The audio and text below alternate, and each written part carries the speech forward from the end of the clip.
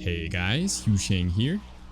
Welcome to another Starcraft 2 lesson. We're doing part of the Protoss Speedrun here.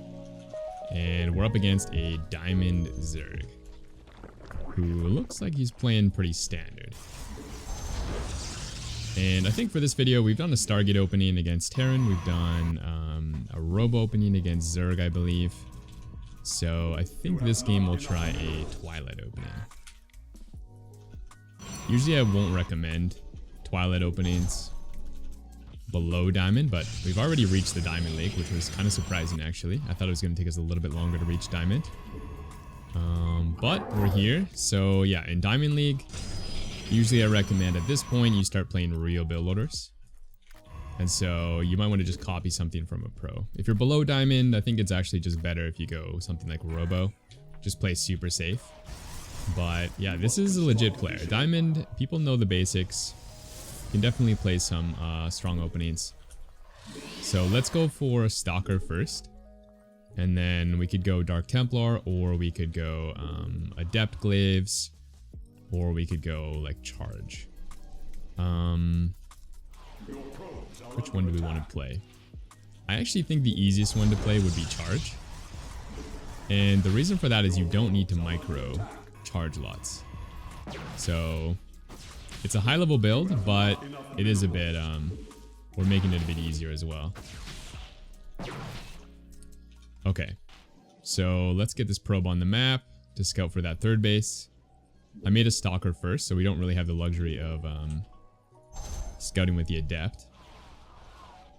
And the way this build works is after the Robo, you pull 4 guys off gas. You just make 1 box around your whole mineral line. It's actually pretty easy. Now we can get 3 more gates. Then we can research Charge. And why don't we even throw in a shield battery for extra safety at this level? Why not? Okay, and then the next part of this build, we get another Adept. And we can go back to making workers. And then we need 2 pylons. Actually, we need 1 pylon, then the War Prism, and then another pylon. And then we're basically just going to warp in a ton of charge lots. I don't have this build on my YouTube channel. I could make a guide on this, but it's very similar to the Adept Glaives build I did. So you could just copy that, basically, if you want to play this build loader. 1 more pylon. And then I'm just going to change my rally points back here. I suppose this part of the build loader is a little bit tricky, changing your rally points around. But other than that, it's pretty straightforward, I think. You must construct additional pylons. So you just got to remember to switch them back, basically. You must construct additional pylons. It is before anything happens on the map, so it shouldn't be too bad. And then behind this, we can go into Immortals, some more gas. And then, yeah, go from there. This is probably going to kill him, so I'm probably just going to ease up here, honestly. Let's see if he has any units. Yeah, he's completely dead. So let's go into Immortal production and just let him get away with this. He wasn't too far ahead in worker. He should have about 38 worker there, and he had like maybe 42, so he's not really ahead. So then the next thing we do is go into Immortal production, grab your gases, take your expansion, and then play from this position. And I would usually do this anyways, honestly, even if he was prepared. Is basically just come back with units if he overmakes roaches, and then you can, yeah, just defend from this position. So now the key here is we don't actually want to get a lot of tech. Like, you want to be very safe here, and you want to be able to make a lot of probes. So you can see I'm just adding lots of pylons and probes. You must construct additional pylons. We kind of went over this in a couple of the games, is just there's no real reason to add your tech super fast. Or if you do add tech, you don't need to add like all your gates and all your tech and all your probes. You just gotta basically make the probes and don't die. So pretty safe army, lots of immortals. I guess the one thing we are a little bit afraid of is something like Mutalisk. But yeah, let's add some tech now that we've kind of built a really good army. Maybe one shield battery for safety here. And let's actually figure out what he's doing. Because if he's playing Muta, we'll want to react to that. Engaging the enemy. Okay, so we see double Evo and Roaches. So that basically crosses off Muta right away. And he's got a ton of Roach. So we actually know that he can't go Muta anymore for quite a while. He's pretty, not all in here, but he's got such a massive army that he can't really afford any tech. So this is really bad for him. And then from this position, you know, we can keep building immortals that counter Roaches. Is a good idea, and we can even tech up a little bit more. Let's actually start making Colossus. Let's get the Blink upgrade. And let's add up to 8 gates. And if he does attack us, we got Immortals, we got the Overcharge, we got some Sentries. So we're pretty safe against that stuff.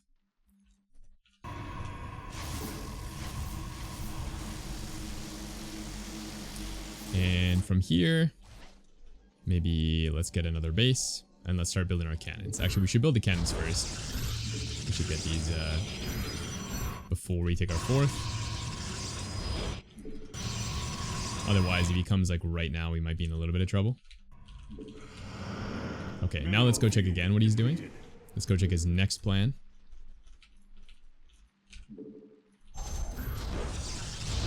I would guess it's going to be like Hydra.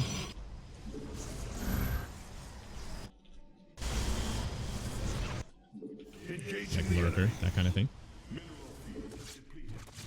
So he's got Hydra Den. I think that was a pretty instructional moment. I wasn't really watching the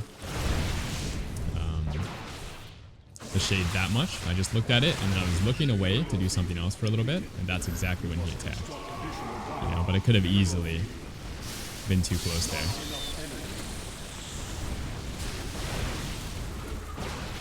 So this guy actually pretty committed to this. You can see it's actually like pretty close. We do have that overcharge though at any time right here. So it's a little bit, we're actually fine. It's not as risky as it looks.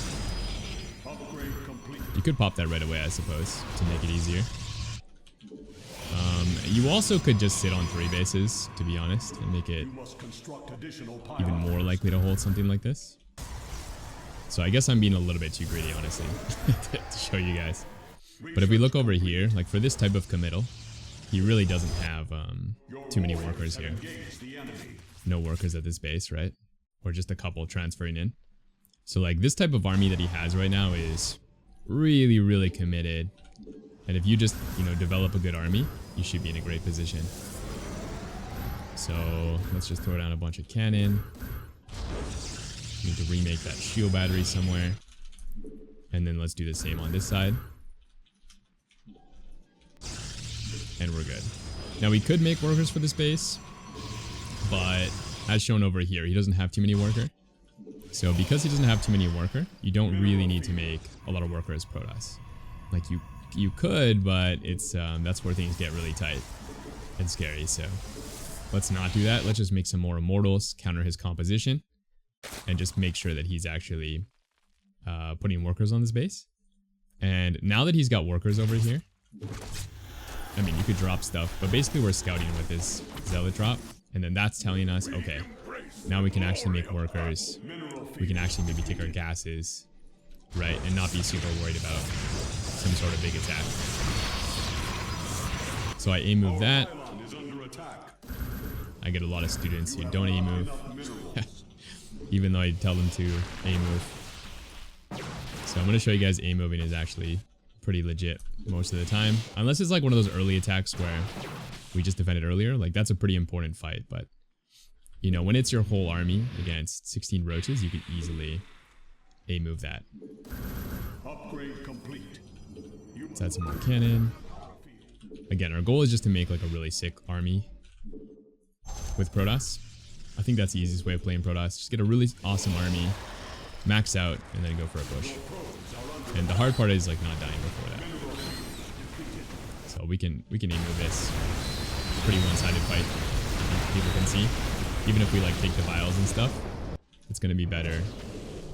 You set up your new base, get a warp in, right, and then watch your army.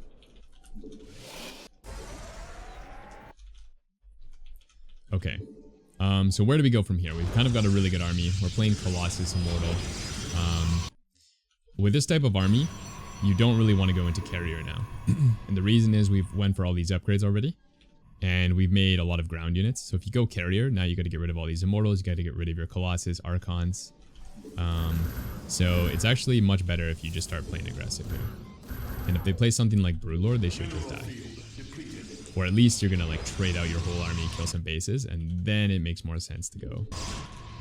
Or then it's an easier transition into carriers.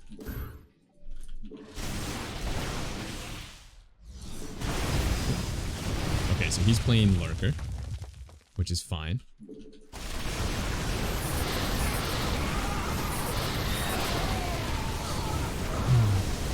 We'll make some observers here, and we can try to avoid the Lurker. So he's going here. Let's go on the other side of the map. One right click. Build some stuff while the army's traveling. You could warp in some army. You could send these on the sides if you want. Just a move command here. Or I'd probably move command here first and then here. And then once the army gets here, then you can do another E-move. So again, another E-move once it gets there. Do some other stuff. And then as it goes in right now, you want to watch. Because that's when he's going to engage you. So he's there. We just back up. Move this army in. Upgrade complete. Move our army somewhere else.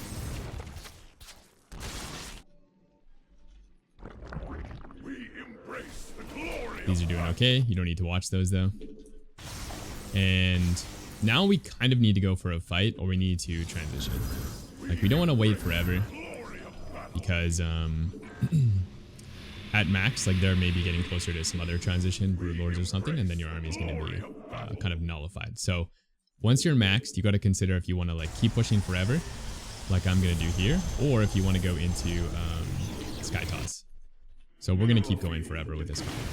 But the way you do that is you don't let them transition. So we have to trade here. Even if it goes like pretty bad, we have to. We're going to play this style.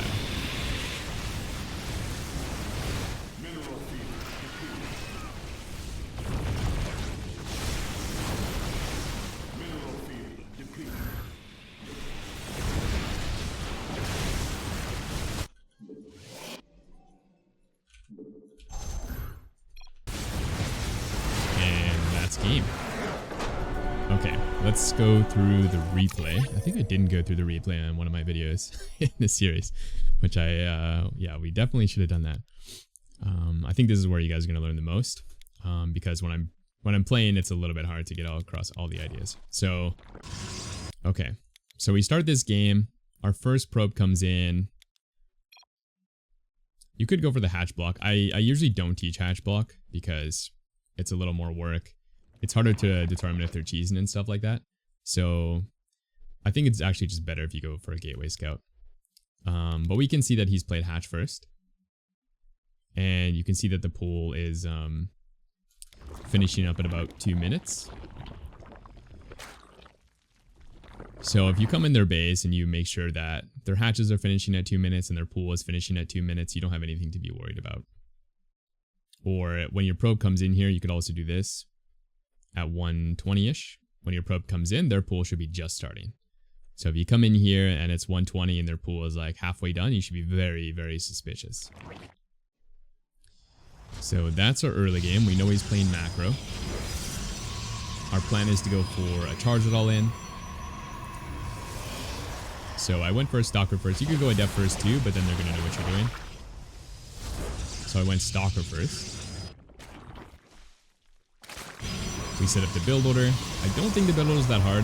I feel like if you practice a build order like this, you can get it down to, you know, as sharp as a master player in like a couple days max, just working on the build loader. But the problem is people don't work on their build loaders usually, and then they don't have a type build loader, so then they're playing every game in like a weird I don't know, it's if you're like late on the attack, then the opponent can kind of mess up, and then you get into these weird games where like Zerg has Mutalisks at like 6 minutes, and it shouldn't have been possible, but now it is, and then you don't have any defense, and then you think Muta's OP. So like hitting your build loaders is kind of a way of preventing the game from going in these weird directions where people are too greedy. You can see this guy is too greedy. This is diamond level. So if you just hit your attack on time, I mean, this guy just loses the game. So we kind of needed to give him some leeway. Actually, I think I gave him more leeway than I should have. I didn't realize, I thought he only had about 4 drones here. So he actually had 51.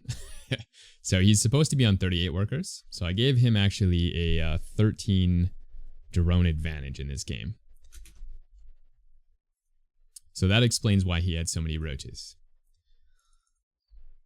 So if we go back here, I mean, I could have went for that attack and just killed him, but I didn't want to ruin the teaching. Maybe I should have still went for it, honestly. But okay, so behind this, again, the most important thing I want to get across is I'm not stopping the workers no matter what. And I also don't care about getting tech. If you just follow those 2 rules, you're going to be at least diamond, and you're going to be diamond so fast. It's unbelievable. Because the problem I see from like student after student after student is trying to get like a Robo Bay and double Robo here right now and a Stargate, and then the opponent attacks them and they can't use any of that because they need to not die, and so they end up cutting probes. So if you don't get tech, make a lot of probes, and just survive, you're going to have so much economy at the third base that you can then go into whatever tech you want, and you're not going to, ruin your economy. So yeah, so now this guy decided to make a ton of roaches. You can see that he's basically doing what I'm saying not to do. He cut his workers at 52, and he's just massing roaches. And he's getting upgrades. So what he could have done is got the upgrades and got the 4th base and droned, and then just not made the roaches. Or he could have not got the upgrades, droned really hard and got the roaches, and that would be better than what he's doing now. It's just the combination of like upgrades and a lot of units is really destroying his economy as a Zerg player. Similar to how like grabbing a lot of tech and a lot of units would wreck our economy as a Protoss player. Now, he does have a pretty big supply lead, like a normalish supply lead, actually. And that is because he cut really early, and because we gave him 13 free drones when I thought we gave him like 4 extra drones. Okay, so yeah, so now we're building up. We're staying on 3 base. We could actually just not take the 4th here, honestly. I think it's better, maybe more recommended for you guys to just build units here on 3 base until you see this base get pretty saturated, because he's got such a big army. I had to micro quite a bit, which we kind of want to avoid in this series as much as possible. But yeah, the 13 drone lead was a bit much for sure. So yeah, if you're on 3 bases here, you can do a big warp in once these gates are all ready, and then overcharge, and then there should be an A move fight, I believe. I don't think you'll need to micro as long as you have the overcharge and the warp in. So this was a bit maybe too greedy. It would have been fine if the drone lead was similar, but yeah, because it wasn't, we had to kind of kite back a little bit and force field. But we could look at the micro, I suppose. I think it's fine to micro in the main fights. I know some people like Vibe will say don't micro ever, but I think you should micro the main fights, because those are the fights that actually matter. Just don't micro all the fights. Like, don't micro when your army is fighting 4 roaches harassing your mineral line. Just only micro when it's like 200 supply against 200 supply. So here I force field it in front of his army. Would highly recommend not trying to chop it in half, because this is going to buy you more time. And we just want to get more warp-ins in. And once we survive long enough, that's when you win the fight. So you don't need to be picking off the perfect number of roaches. So we're just kind of backing away. If he keeps chasing, it's fine, because he's going to go into this choke point. eventually. And if he goes this way, then we can chase him. So no matter where he goes, we're just basically trying to stay at the maximum distance, which is like, if I pause here like this, we want to stay at that distance at all times. So if he comes at us, we run away. If he runs this way, we chase him. So you'll see now he's kind of turning around towards me and he's chasing and the distance has shrunk. So I'm going to back up and try to make the same distance again. And if he just keeps coming, then we just keep backing up. And in this case, I had some force fields, so I was able to cut him off a little bit like that. But you can see, trying to back up, make the distance again. Here we have an overcharge if we want, but he goes this way. So we chase again. And at this point, his army is kind of diminished in size enough that we can actually win without backing up. So yeah, the army looked incredibly scary, but as long as you just kind of keep backing up, warping in and building up your army, eventually you'll overcome their army. So there's no reason to be super terrified of dragging out the battle. And then from here, I think the game was pretty simple. We're rebuilding our army. We're adding a lot of cannons because the Protoss army is pretty slow, so it's a bit easier to defend stuff if you do this. And then once we reach max with good units, like Immortals, Colossi, then we can go for a big push. Small little harass here. But don't get too distracted by this. This was more of me scouting his mineral line saturation, not so much about the harass. And we saw a lot of roaches again, so we know he's, not going mass mutalisk. We know that he's not going to have a ton of lurkers because he made so many roaches again. So we can just play pretty passive, build up our good units. Archons again, Immortals, Colossi. Those are the best units. You don't see me making, too many zealots here, for example. Or when I do, it's just because we don't have any more gas to make the good units. Okay, and then finally we are maxed pretty much. And we're going to go for the push. Clear these rocks. And he ends up having lurker here. I think this position's okay to fight though. The only problem was we didn't have any observers. So I had to remake those, and that's why we didn't just go kill him like right now, basically.